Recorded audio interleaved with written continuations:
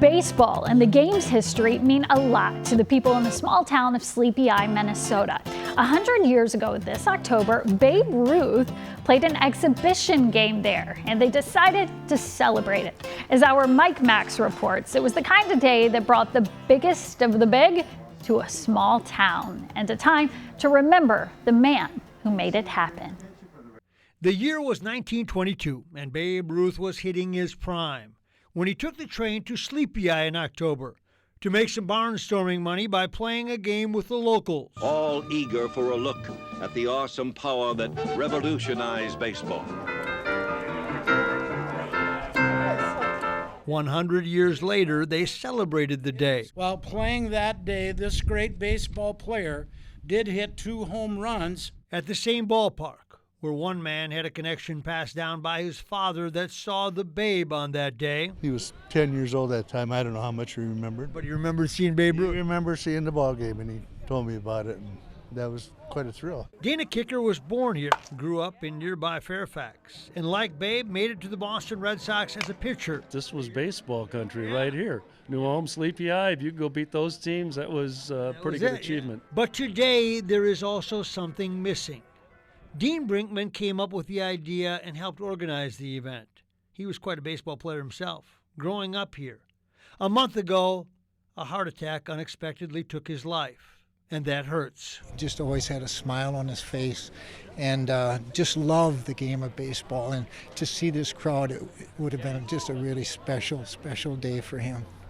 So, As a crowd gathered with the same sightlines they would have enjoyed a century ago, there is a special fan, Dean's high school sweetheart and now widow. This ballpark, this community, always has meant a lot to him. That's what you could feel, a baseball town and a baseball man. The sun being out and him looking down on us today, but that's the type of guy he was. He wanted to put this together. He's doing it for the city of Sleepy Eye. This was a day made for the history of baseball, a day made for the future, and a day made for Dean. I don't know if I can put to words when you not only lose your best friend and someone that just meant so much to me. Yes, people gathered at the Sleepy Eye ballpark.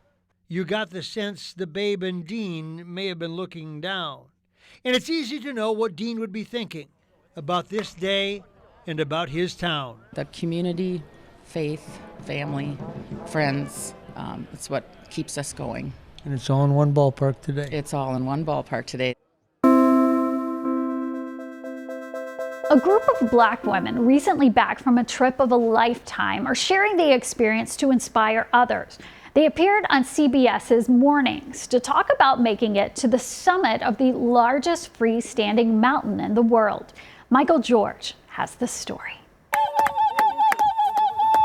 Good job. They call themselves Sisters to the Summit, and earlier this month they reached the summit of Mount Kilimanjaro in Tanzania, Africa, an expedition 5 years in the making. We want to see the world, and we want to discover places and take ourselves out of our comfort zones. We all had to find our ways to train, so whether it was on the treadmill, doing small hikes in New Jersey, or going in Harlem. 12 women made it to the peak, one of the largest groups of Black Americans ever to do so.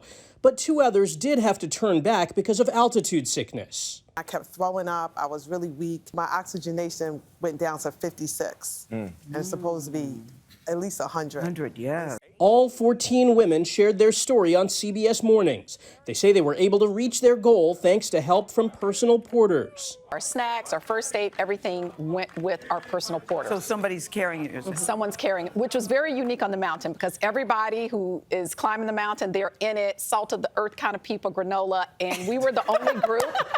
We were the only group that had someone walking beside us carrying our backpack. How many porters did you have? 72. Oh, wow. Bigger studio. But we made it. We made it to the top. We made it to the summit. And while 2 weeks later, some of the women still can't feel their toes, a few are already thinking Antarctica will be their next adventure.